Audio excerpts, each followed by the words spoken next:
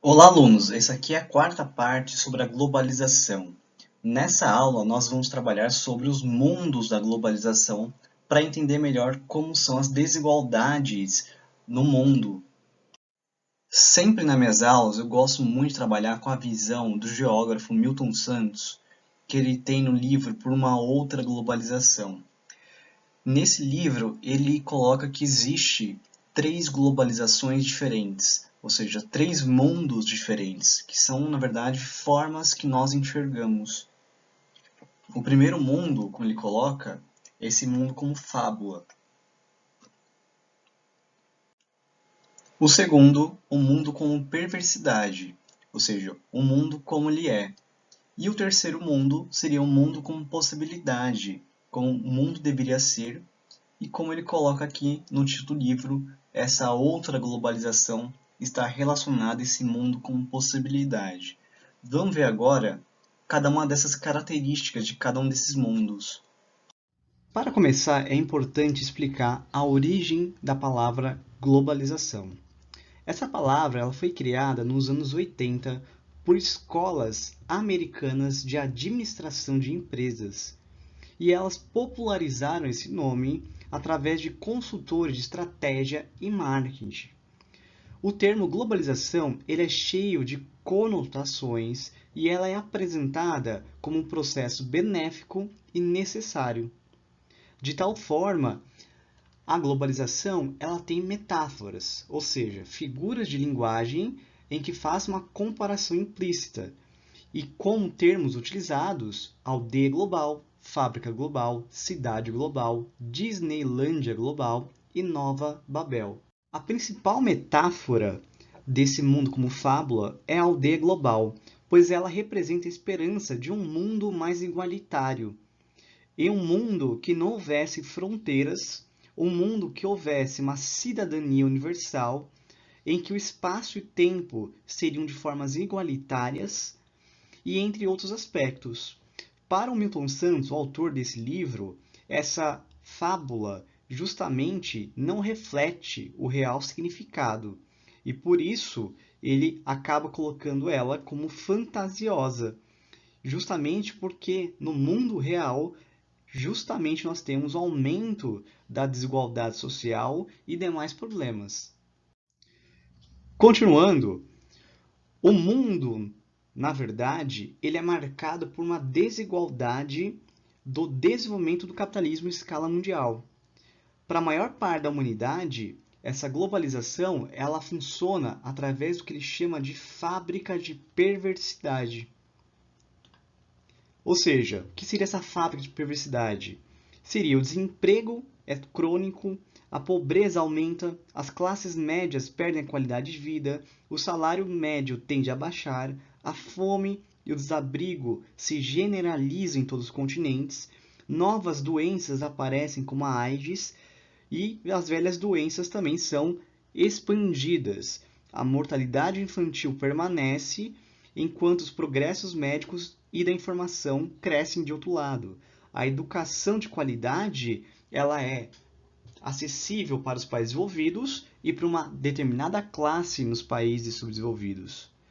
Enfim, coloca-se que justamente esse mundo é extremamente perverso. E aí, essa ideia é que todas essas mazelas são direta e indiretamente relacionadas ao processo de globalização. E ela vai se dar de forma diferente entre países desenvolvidos e países subdesenvolvidos. É só imaginarmos como que essa globalização, por exemplo, nos Estados Unidos, e como essa globalização já em outras regiões, como por exemplo em qualquer país da África. Elas são de formas diferentes. E aí um ponto muito importante, essa charge que está representada aqui, que ela mostra justamente as pessoas mais pobres tentando entrar aqui no mundo globalizado, e a pessoa diz aqui o porteiro é pela entrada de serviço, né? Então reparem na crítica como é. Já o terceiro mundo, o mundo chamado como possibilidade, ou seja, aquele mundo como deveria ser, através de um pensamento de que a globalização não é irreversível. e também no lema muito famoso de que um outro mundo é possível. Nesse sentido, Milton Santos entende que os benefícios da globalização eles devem ser colocados aos interesses da sociedade. Dessa forma, ele também cunha essa globalização de uma globalização mais humana, onde a riqueza, a tecnologia e o desenvolvimento devem servir ao interesse da humanidade. Dessa forma, ele acaba defendendo, né, no seu livro esse tema por uma outra globalização, que é exatamente essa globalização mais humana que ele coloca. Mas enfim, por que é falado tanto sobre essa desigualdade da globalização? O que seria essa fábrica de perversidades? Por que ela é muito criticada? Bom, lembrando que a globalização são várias fases do capitalismo, como nós vimos, o capitalismo comercial, o industrial, tivemos o financeiro e o financeiro informacional.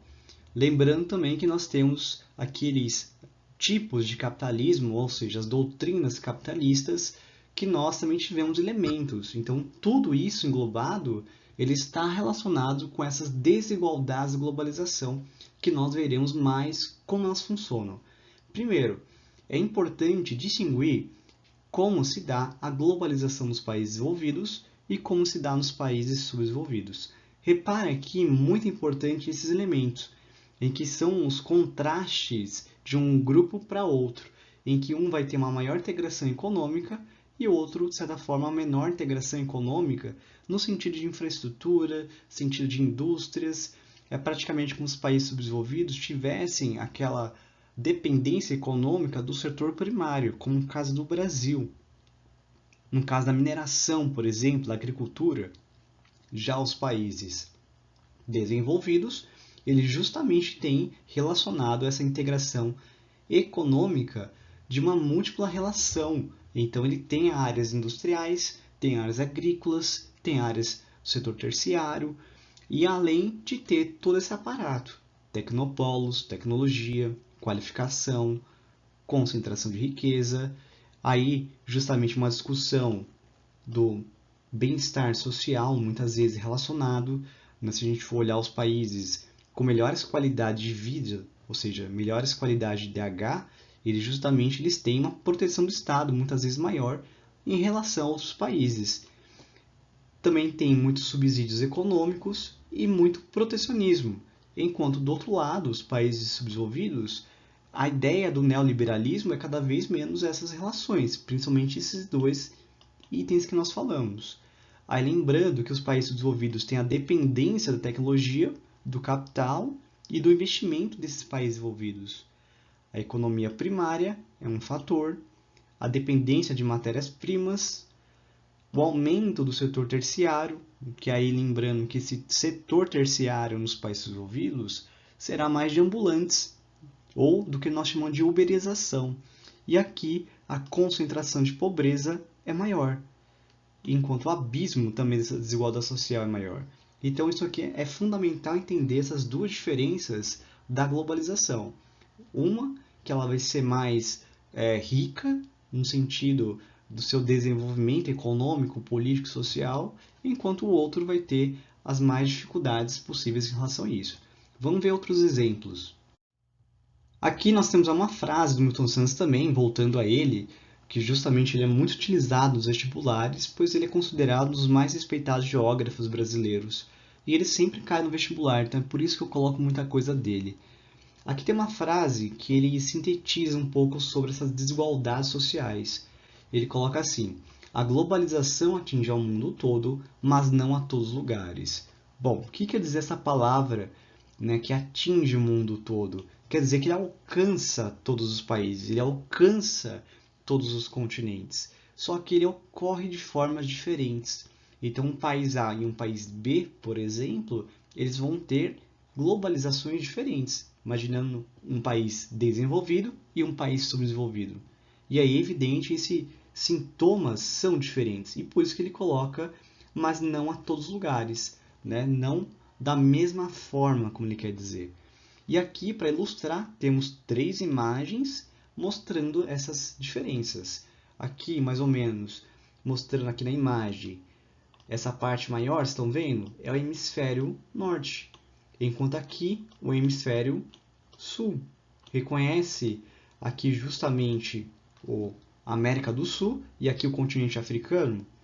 Então reparem só como é uma diferença do desenvolvimento.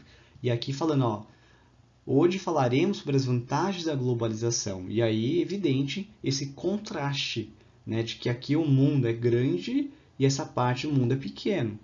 É apenas para discussões. Essa outra imagem, aqui no canto inferior direito, tem aqui um senhor catando lixo antes da globalização e depois da globalização. A imagem ela não mudou nada. Então, para as pessoas pobres, é que justamente a globalização ela tem pouca eficiência, há pouco dessas interligações. Então, isso é uma outra crítica que é mostrada. E aqui nós temos também uma outra imagem que até foi utilizada em vestibulares, né, sobre o mundo de acordo com a Nike, mostrando aqui nos Estados Unidos, não trabalha, e aí o tênis $150, né, e o cara com tênis. Aqui na Indonésia, um monte de trabalho sem sapato. E aí ela fazendo o sapato que vai ser comprado pelo menino. O que tem em relação a isso? Lembrando que muitas indústrias americanas vão se instalar em outros países, no caso, os países asiáticos, como a Indonésia, em que vão ter aquelas vantagens comparativas e vão permitir então que essas empresas lucrem muito mais, produzam em grande quantidade, explorem a mão de obra barata, que vão ganhar salários muito baixos, não vão ter uma lei trabalhista benéfica no seu país, e praticamente isso está tudo bem. Então, é evidente aqui mostra esses contrastes da globalização dos Estados Unidos, onde a pessoa compra barato os tênis, e aqui a pessoa que vai se vender de forma barata para acabar vendendo esses sapatos também. A expansão do capitalismo, através daquelas fases que nós vimos, desde o capitalismo comercial, do capitalismo industrial, o capitalismo financeiro informacional e também por aquelas fases que nós vimos, né, ou melhor, aqueles tipos de capitalismo, através do liberalismo, temos o keynesianismo, neoliberalismo. Todos esses processos desenvolveram de forma mundial o capitalismo e nesse processo houve sim aumento da riqueza mundial. Só que por outro lado, as desigualdades mundiais também aumentaram. E aumentaram tanto que tornaram-se então o que a gente chama de abismo, justamente porque é uma grande diferença entre aqueles grupos chamados de super ricos e extremamente pobres. Para vocês terem uma ideia, no Brasil, por exemplo, esse dado, o super rico seria aquele que ganharia 106 mil por mês, enquanto o salário mínimo é R$ 998. Né? Isso é relativo a 2019, esses dados. E aí, justamente isso mostra como é esse abismo, né? Uma pessoa ganhando 106 mil e outra pessoa ganhando quase R$ 1.000. Evidente, é uma desigualdade muito grande. Isso é o dado do Brasil. Se pensar mundialmente também, esses dados também são gigantes. Em 2019, os bilionários do mundo somam apenas 2.153 pessoas. Então vejam só essas poucas pessoas concentrando grande quantidade de dinheiro. E elas tinham mais riqueza do que 4,6 bilhões de pessoas. Então repare que mesmo juntando essa quantidade de pessoas, não dá o mesmo do que essa quantidade. Enfim, esses dados aqui são da Oxfam do Brasil, que é uma espécie de uma organização que faz análises sobre a desigualdade social e publicou esses dados extremamente interessantes para se fazerem críticas, né? E aí depois vocês dão uma olhada para repararem quanto que isso é uma coisa extremamente complicada, né? E se a gente for vendo ao 1% do mais rico do mundo, ele vai ter mais do que 6,9 bilhões de pessoas. Né? Então, olhando como ele já tem uma grana bem maior do que muita gente. Então, essa desigualdade, gente, é extremamente gigante. E a desigualdade social é um problema, pois isso acaba dificultando né? Digamos que as pessoas invistam, as pessoas que tenham condições também de circular a mercadoria, circular capital e assim por diante. Além de que a pobreza extrema, principalmente, leva a questões de tráfico de drogas, violência, assaltos, assassinatos e assim por diante. Então, muitos países acabam tendo esses pontos para tentar diminuir essa desigualdade social. E aí, até lembrando que um vestibular, não me recordo agora qual, mas justamente cobrou como tema de redação justamente sobre a questão da desigualdade social. Se não me engano, foi a Unicamp. Depois eu vou mandar para vocês olharem como que foi a relação desse tema que caiu na Unicamp. O que define extrema pobreza? A extrema pobreza é discutida pelo Banco Mundial. A quem define essa classe social aqueles que recebem menos de 1,90 dólares por dia. O que aí no dado de 2015, né, no dólar de 2015, justamente seria relacionado a pessoas, né, convertendo a real, aquelas que recebem menos de R$ 7,90 por dia, o que equivale a R$ 140 por mês. Se atualizarmos esse dado para 2020, cujo dólar chegou a 5,26 até o momento dessa gravação, justamente nós teríamos então pessoas com quase R$ 10 por dia. Pessoas com menos de R$ 10 seriam então incluídas com extrema pobreza. E lembrando que esse dinheiro relacionado à família. Então, R$ 10 dividido pela família que a pessoa tem. Em relação a por mês, seria uma pessoa que receberia então R$ 299 nessa cotação de 2020. Repare que esse nível de extrema pobreza é extremamente complicado, né? E aí um dado de 1990 a 2018 mostrou que o número de pessoas extremamente pobres caiu de 1,9 bilhões para 656 milhões de pessoas. Esses dados, lógico, mudam muito através aí, dependendo de qual organismo que analisa. Esse dado é do Banco Mundial, que fez uma análise recentemente. E aí nós temos aqui um outro quadro mostrando a extrema pobreza por região, em que aqui a África subsaariana, ou seja, aquela parte da África abaixo do Saara, ele tem 437 milhões de pessoas. Reparem que esse número é muito grande, né? E evidente esses dados são extremamente complicados. Aliás, esse dado aqui é de 2019, né? Olhando pelo Banco Mundial e BBC. E aqui, olhando que a América Latina, né, tem 26 milhões de pessoas extremamente pobres. Então, reparem só como é complicado as regiões em que a maior quantidade é de taxa de crescimento. Se a gente for comparar os estudos de demografia, essas regiões aqui, África Subsaariana, Sul da Ásia, né, aí dependendo do Extremo Oriente e Pacífico da região que estamos falando, são regiões que podem ter um aumento populacional muito alto, né? Mas principalmente essas duas aqui acabam tendo um aumento populacional muito grande e evidente, então vai aumentar também a quantidade de pessoas pobres na região. Segundo o Banco Mundial, o que fez aumentar esse número de pessoas extremamente pobres é justamente a falta de um crescimento econômico que seja inclusivo.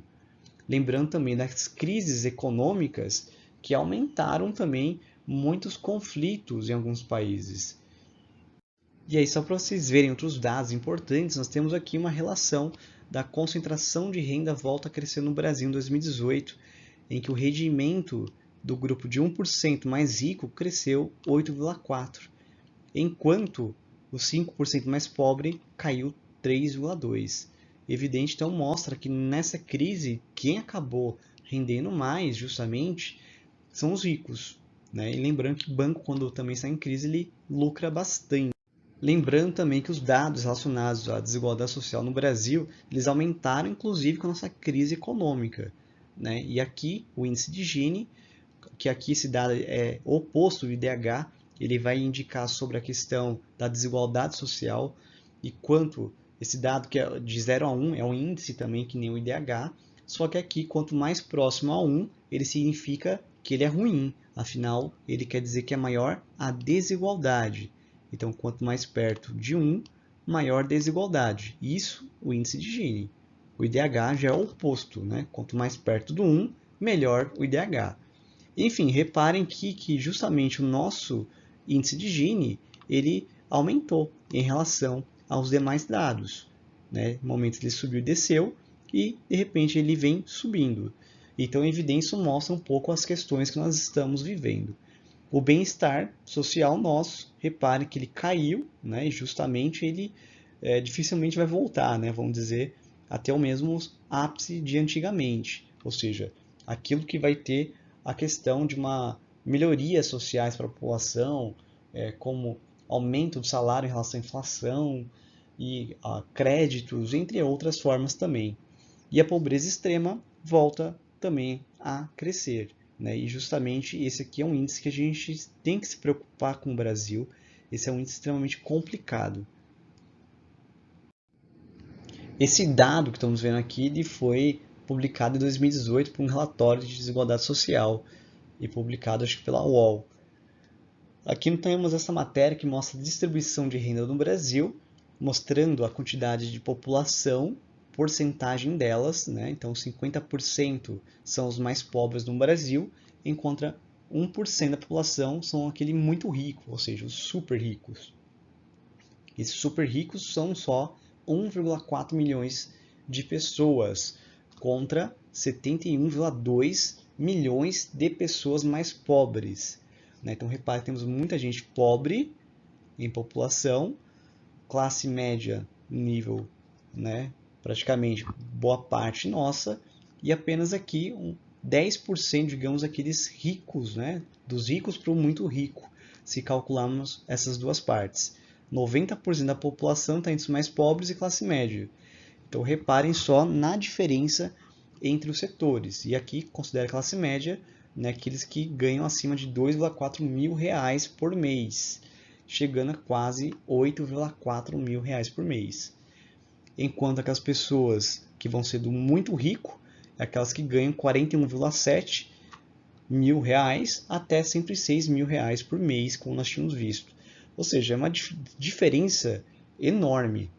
Então, isso aqui, infelizmente, é um dado que mostra um real problema sobre o que acontece no Brasil, e evidente isso aqui vai se tornar pior com as medidas que vão olhar com mais cuidado a população pobre. Aí uma matéria de 2020 pela Globo mostra que os dados do Banco Mundial, que as pessoas que vivem com menos de 1,90 por dia passou de 9,5 milhões em 2017 para 9,3 milhões em 2018. Então nós vemos que esses dados quer dizer que aumentou a população extremamente pobre no Brasil de 2017 para 2018. E justamente isso é um dado muito preocupante. Entre 15 países da América Latina, o Brasil, Equador, Honduras e Argentina também pioraram a sua situação. Então é evidente que vai ter muitas relações com vários problemas sociais na América Latina. E aqui a matéria que eu cito para vocês sobre a questão do aumento da pobreza e a relação coronavírus, que também está proporcionando uma outra crise para nós. Então, esses dados são preocupantes já com essa crise do coronavírus. Aqui tem um print da matéria da UOL falando sobre os lucros dos bancos, que justamente eles lucraram 109 bilhões de reais em 12 meses no Brasil. E justamente isso mostra um pouco a questão da crise econômica, que isso é extremamente ruim para os pobres, mas outros acabam ganhando praticamente com isso. Então, em 25 anos, justamente eles tiveram um maior lucro justamente que os bancos ocorreram. Então, isso é um fator extremamente complicado. E aqui são 11 imagens da desigualdade social, que são gritantes também, para vocês verem as desigualdades. Aqui uma foto muito emblemática da Zara Home, que é uma mega empresa, e aqui tem uma pessoa justamente dormindo no chão, e pedindo aqui ajuda. Isso aqui aconteceu na Espanha. E aí tem aqui a vitrine de uma cama, Então mostra aqui o contraste justamente aqui dessa cama aqui na vitrine, nessa justamente loja, e aqui a pessoa morando justamente na rua. Outra coisa extremamente emblemática ocorreu em 2016, do menino aqui sem condições nenhumas, com uma sacola, usando a camiseta do Messi, né? Ele, se não me engano, acho que eu não lembro o país de origem dele, tá? Mas se clicar na imagem, acho que vai gerar a notícia para vocês. E aqui mostrando aqui a desigualdade social no Brasil, né? As questões das favelas, que são também um retrato social brasileiro da desigualdade social. E aí uma coisa importante a esclarecer é que muitos países desenvolvidos praticam o chamado protecionismo. Que isso? São medidas que buscam proteção da economia do país, do grupo, do bloco econômico, com aumento de encargos tributários e alfandegários ou até leis rigorosas para mercadorias importadas. Ela é ótima para o mercado interno que o país realiza, mas ela é ruim quando se fala de um mundo globalizado. Então, as medidas protecionistas, elas são contrárias à ideia da globalização, que prevê e defende justamente o livre comércio e o comércio também mundial. E aí nós temos alguns casos de protecionismo que esses são preocupantes, né? O protecionismo é uma coisa comum que acontece, embora hoje já é mais criticado, mas ele sempre existiu. E aqui temos os casos de algumas questões que envolvem atualidades de casos protecionistas. O Trump, por exemplo, tem uma política muito protecionista. Olhando a frase aqui dele, ele diz: compre produtos americanos, mas contrate americanos, fazendo uma crítica a muitas empresas que justamente estão instaladas na China, empresas americanas instaladas na China, que essas mercadorias produzidas na China retomam aos Estados Unidos. E aí, evidente, isso torna-se uma preocupação ao Trump por querer voltar a crescer o comércio, a voltar a crescer o emprego no seu país. E dessa forma ela começou então a acusar essas empresas de serem antipatrióticas e assim por diante, e começar a criticar também até empresas que nem americanas que estão no país, né? Como a Toyota, por exemplo, do Japão. Enfim, e aí lembrando que a guerra comercial entre Estados Unidos e China é um desses motivos do protecionismo, e justamente o Trump ele vai aumentar os impostos sobre o aço. Então todo mundo que vende aço para os Estados Unidos acabou tendo encargos tributários, ou seja, encareceu o aço, e isso dificultou então para as empresas americanas querendo comprar aço, de evitar de comprar aços, né, justamente de alguns países. E aí muitos países começaram então a responder com a mesma moeda, e a China também travou então aumentos, né, de encargos tributários contra produtos americanos. Em outro momento nós vamos explicar melhor sobre a guerra comercial, que tem várias informações. Mas por enquanto entendam que essas práticas protecionistas são contrárias à ideia de livre comércio estimulada pela globalização. E lembrando que justamente com a crise de 2008, que ocorreu nos Estados Unidos, no setor imobiliário, houve um aumento das barreiras comerciais, que também é um sinônimo para protecionismo. Então, isso aqui é um fato extremamente preocupante, aqui é uma síntese do que nós tínhamos falado, né? E aí, justamente, isso é uma ideia de que é um problema. Muitos países envolvidos realizam, né, justamente práticas protecionistas, e aí tem um dado aqui bem interessante do Guia do Estudante, que em 2008, as 60 maiores economias do mundo adotaram mais de 7.000 medidas protecionistas. E olha aqui esse gráfico mostrando que justamente que as medidas protecionistas aumentaram justamente, né, através de 2008. Olhando que em 2009 ele aumenta, depois cai, né, em 2010 mais ou menos, e retoma o crescimento a partir de 2012 mais ou menos, e vem cada vez mais aumentando, né, à medida que o comércio mundial já chegou a ter aquele impacto da crise econômica de 2008. Lembrando que o Brasil teve sua crise, né, justamente seu auge em 2015. Então até demorou para chegar, mas, né, enfim, muitos países começaram a demorar a sentir a crise econômica, enquanto outros sentiram mais rapidamente. Outro caso de contradição é a relação da globalização com a migração. A globalização, ela defende a livre circulação de pessoas. Ela estimula então que as pessoas se desloquem de um país a outro, seja pelo turismo, ou seja também para migração, ou seja, quando querem morar em outro país. Só que aí nós vemos que na globalização ocorre mais restrições, como muros, leis antimigracionais, aquelas que vão proibir a entrada de pessoas no país. Tudo bem que agora, pelo coronavírus, é uma coisa, né? Que aí é extremamente compreensível essa proibição de migração temporária. Mas justamente aquelas migrações, as proibições americanas, que foram diretamente para alguns países, como a Síria, Coreia do Norte, países árabes, que têm, né, digamos, relações muçulmanas, né, eles acabaram então proibindo, e isso é um ato totalmente questionável, né, ou até você proibir também a questão de refugiados entrar no seu país. E o Trump já tentou várias vezes criar leis tentando barrar a migração sem essa questão do coronavírus. Então, isso foi bem na época que ele foi eleito, ele já tentou fazer várias leis e não foi permitido, através do Congresso americano, realizar tais atos. Mas tem os países mais ditatoriais que acabam também evitando a migração de certos grupos para o seu país, né? Ou seja, ele permite que outras pessoas entrem. E aí esse é um ato extremamente discutível. Outro ponto também, que é uma consequência, é o aumento de atos de xenofobia, que é a aversão contra estrangeiros, é o preconceito contra o estrangeiro.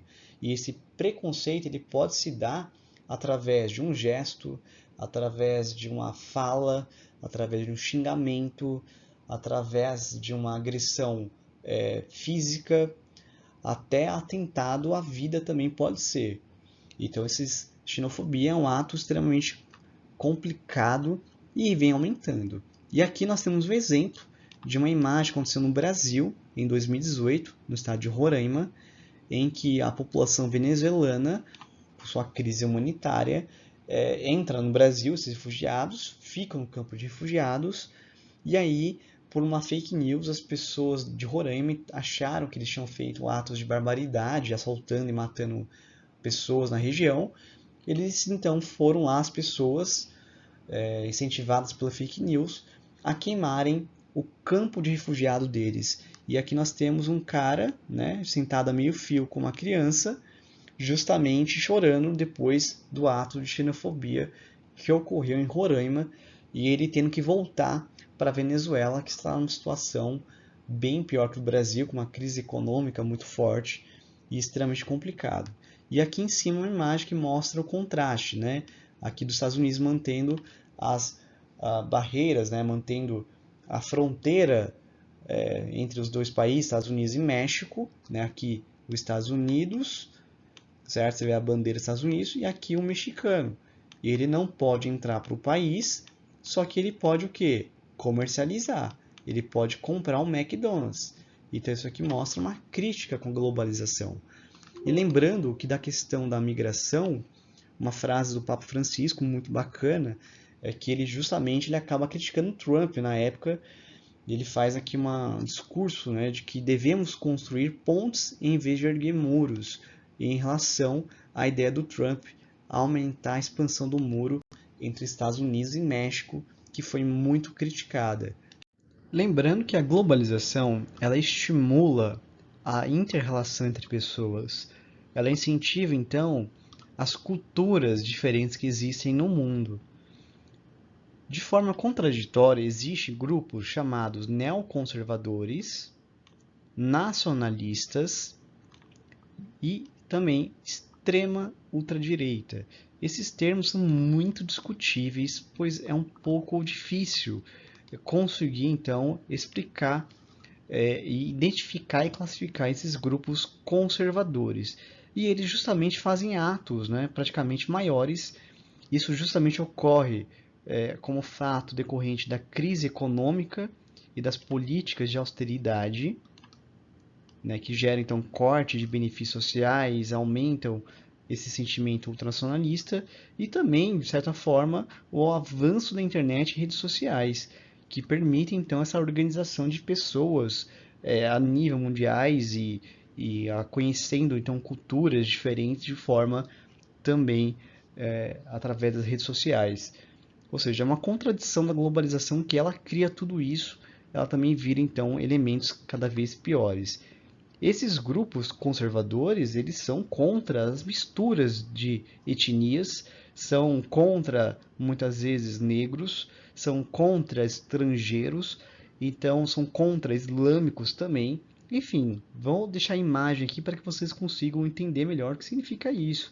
Aqui, grupos de skinheads, que eles podem ser considerados aqui como nacionalistas, extrema ultradireita, e eles estão andando, fazendo uma manifestação aqui na Suécia, e aqui uma mulher negra, né, desafiando eles nessa manifestação, levantando os punhos com a mão direita. Não sei o que aconteceu depois, né? E aí justamente outra imagem que mostra uma parte complicada, pessoas aqui na Bélgica fazendo um protesto contra islâmicos, aqui mostrando, né, proibido a Meca, aqui proibido, tem uma, aqui cortou a imagem, mas proibido usar justamente esses lenços na cabeça. Enfim, são atos contra-islâmicos. E aí a mulher vai lá e faz uma selfie, ela mesma, né, fazendo uma pose contra esses anti-islâmicos.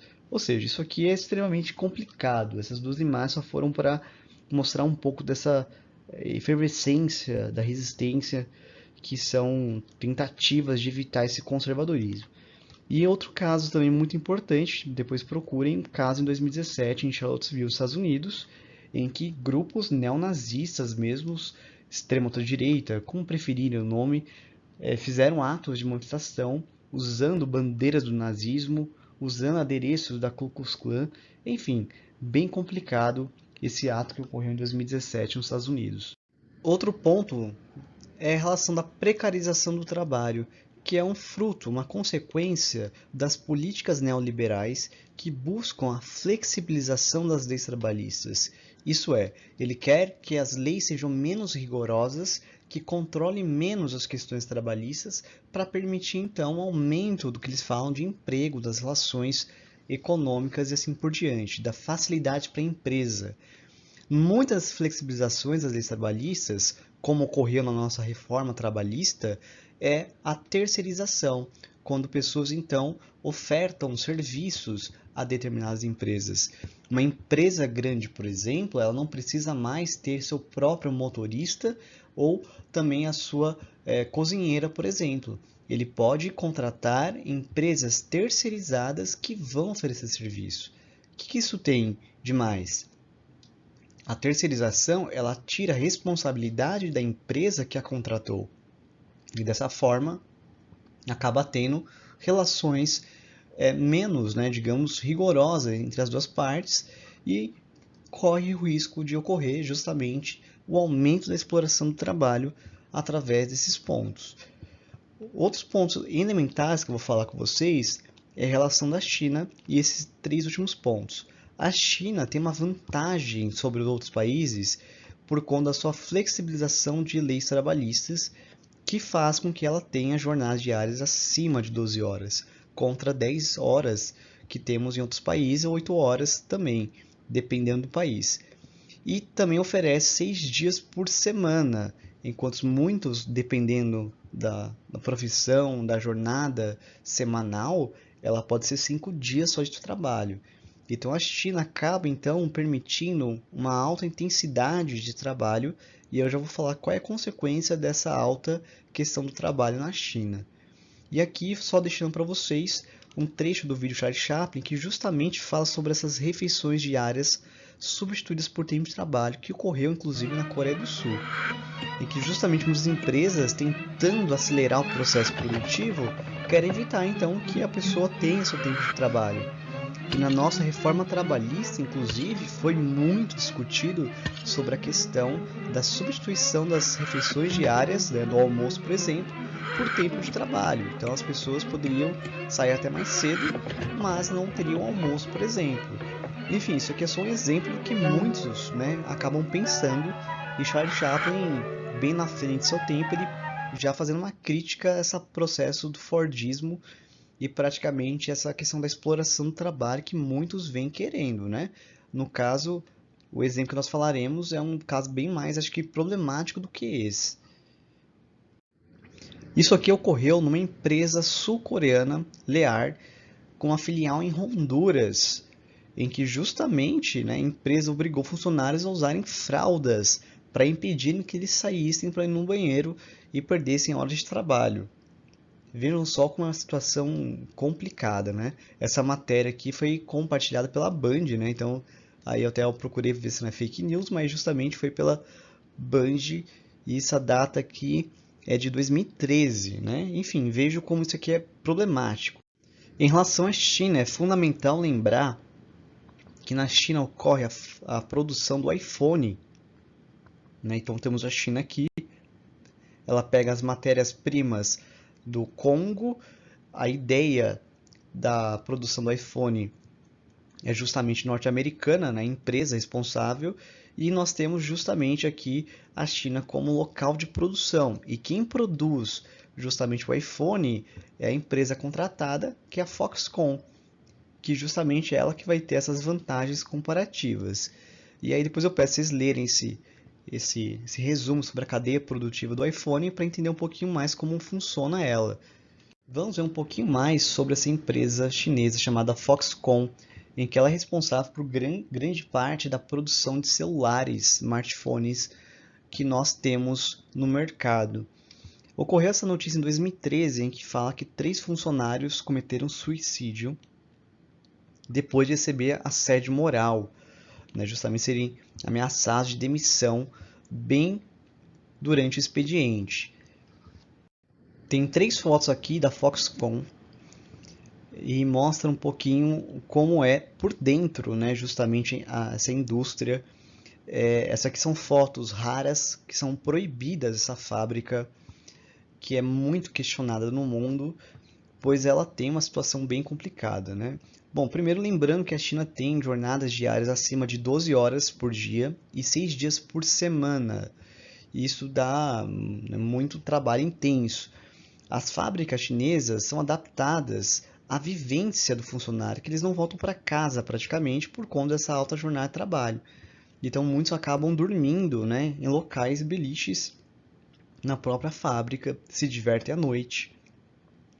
E aí tem um fato muito curioso, além disso, é que dizem, né, aí através da matéria aqui, que justamente a Foxconn tem que assinar cláusulas de não suicídio. Isso aí então é um ponto extremamente complicado, né? Senão eles cometeram suicídio, a família perde o direito, digamos, de uma indenização, algo do tipo assim. Enfim, só vejam como é complexo isso. Vamos continuar. E ela, justamente para evitar suicídios, né, pela alta carga de trabalho, ela instalou justamente redes anti-suicídios. Inclusive até o Simpsons zoou isso uma vez, né, que o Homer vai lá para a China e aí justamente ele se joga do prédio, né, quando o Flanders aparece ao lado, e aí ele pula, né, a janela e cai numa rede que é da empresa justamente da Foxconn. E não é só essa empresa, obviamente, mas são milhares de outras empresas que têm esse problema.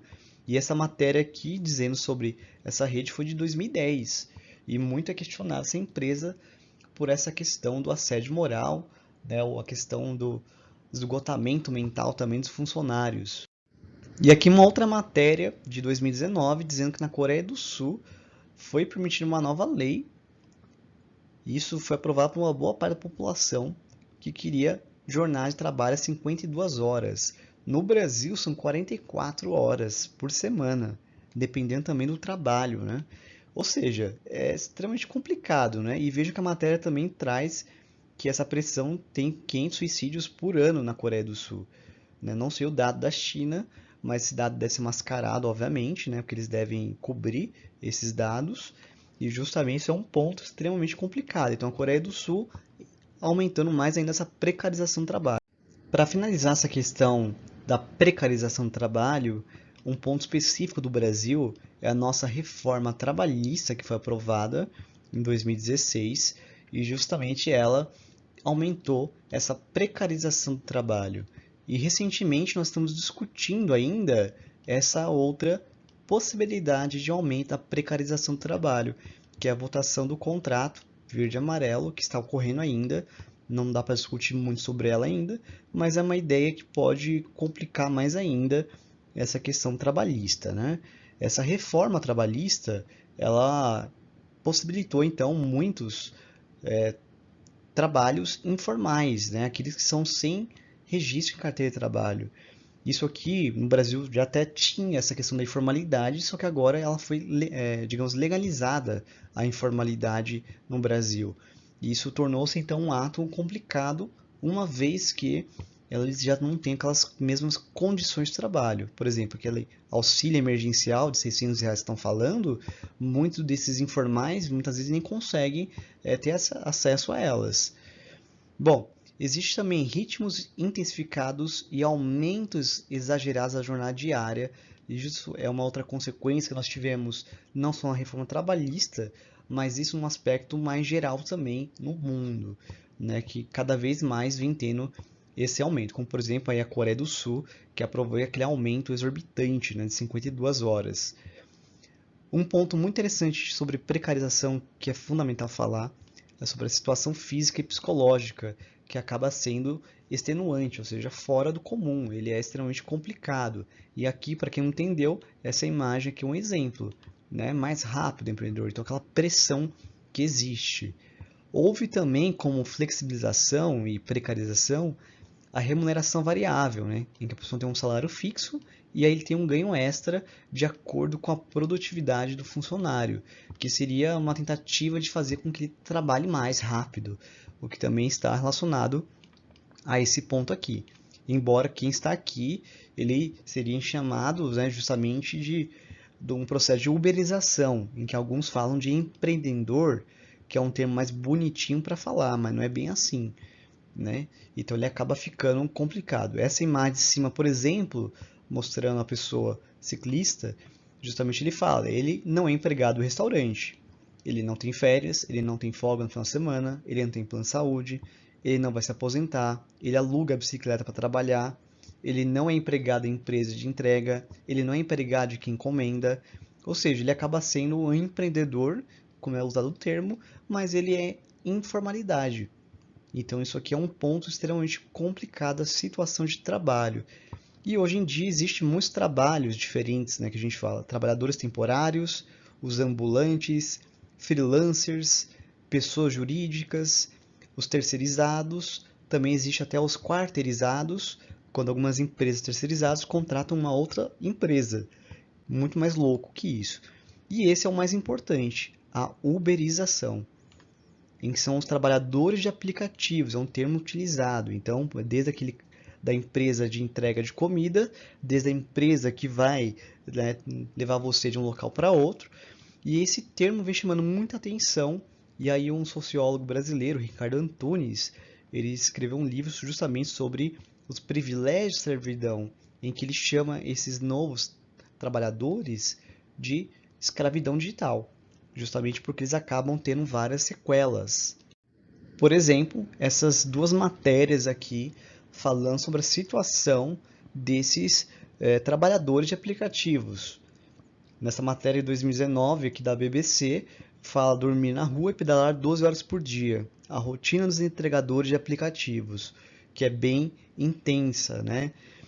E aqui do lado direito, um caso que ocorreu, né, em 2019, né, justamente de aplicativos aqui, acabou morrendo o entregador após 2 horas esperando atendimento. Isso que ele foi entregar a encomenda, a pessoa que pegou a encomenda, que chamou justamente a acho que a ambulância, e mesmo assim não conseguiu ser socorrida a tempo. Enfim, isso mostra bem o drama da questão da informalidade. Esse é um assunto que pode cair muito nos vestibulares. E as contradições da globalização não param por aí, são inúmeros exemplos, e aqui eu vou deixar mais alguns só para vocês verem também outros pontos negativos, de uma forma geral. Houve também uma globalização do que a gente chama do narcotráfico. Eles tiveram também um acesso às redes de informações. Ou seja, eles conseguem hoje ter uma gama de relações que justamente isso aqui é extremamente complicado. Isso dificulta, então, o combate ao tráfico de drogas. E isso justamente ocorre por conta desse desenvolvimento das redes de informações da globalização. Além do narcotráfico, o também chamado tráfico humano, que pode ser em relação à prostituição, à exploração sexual, trabalho forçado, escravidão, enfim, vários problemas que nós temos aí relacionados. E aí, enfim, isso é só para vocês verem a dimensão que ocorre as contradições da globalização. E com certeza um assunto que vai ser relacionado ao coronavírus é com a globalização. Afinal, por que o coronavírus, que nasce aqui em Wuhan, justamente consegue espalhar por toda a China e depois espalhar, né, por outras regiões e outros países? Justamente é por conta dessa integração, justamente da infraestrutura, é o acesso justamente ao transporte, é a questão do mundo globalizado que facilitou isso. Então, a circulação de pessoas ela vai ter justamente essa contribuição também, e evidente isso é uma consequência da globalização. E aí, justamente, então, é um assunto que temos que tratar muito cuidado, né? Então, a circulação de pessoas tem um peso na difusão da pandemia, e as redes urbanas também permitiram uma maior integração social, política e econômica, e também levaram, e uma vez que as pessoas, né, dentro dessas redes urbanas, justamente elas tiveram acesso ao transporte, à comunicação e também ao comércio, ao mercado, e aí eles foram contaminando outras pessoas. E isso contribuiu então para o espalhamento desse coronavírus. E aqui tem a matéria para vocês lerem depois, que tem uma relação da globalização e coronavírus, feito por professores da Unesp aqui de Presidente Prudente, depois dei uma lida, é bem interessante. Quando nós falamos de rede urbana, é essas relações entre metrópoles, cidades, em que nós estamos vendo cada ponto é uma relação, uma hierarquia urbana, em que tem uma cidade mais potente e uma cidade menos potente. E essas relações aqui é onde se deu o espalhamento dessas relações, né? E aqui alguns casos, né, de coronavírus na época no Brasil, há muito tempo atrás já, isso é um dado bem ultrapassado, e aí justamente mostrando que começa, né, pelas metrópoles e vai se espalhando. E esse mapa aqui mostrando justamente no estado de São Paulo os chamados corredores, né, os eixos de dispersão, em que aqui nós temos nossa região, Presidente Prudente, em que ela tem essa linha, porque é um eixo de dispersão, que é a mesma coisa se for ver as rodovias. Então, as cidades próximas uma da outra, que têm relações comerciais, tiveram também um maior impacto e maior quantidade de casos de coronavírus. E aqui, por fim, nós temos a finalização desse tema de globalização, que é um assunto muito importante, e justamente aqui nós temos então a ideia, né, de que ela levou a uma maior integração, a maior interconexão política, econômica, social, ambiental, tudo em escala mundial. Né? Teve o avanço do meio técnico científico informacional por conta aí do transporte, da informação, da tecnologia. Tivemos encurtamento das distâncias, tivemos aumento da riqueza global, mas também tivemos aumento da desigualdade social. Né? Ela tem funcionamentos diferentes nos países envolvidos e nos países subdesenvolvidos. A crise de 2008 justamente levou a aumentar a contradição da globalização, né? Aumentando os casos de xenofobia, de pobreza, de problemas sociais e assim por diante. E também temos a questão da flexibilização do trabalho, que também aumenta essa perversidade da globalização.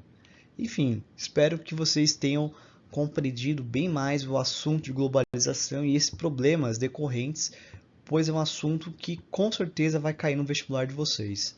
Até a próxima!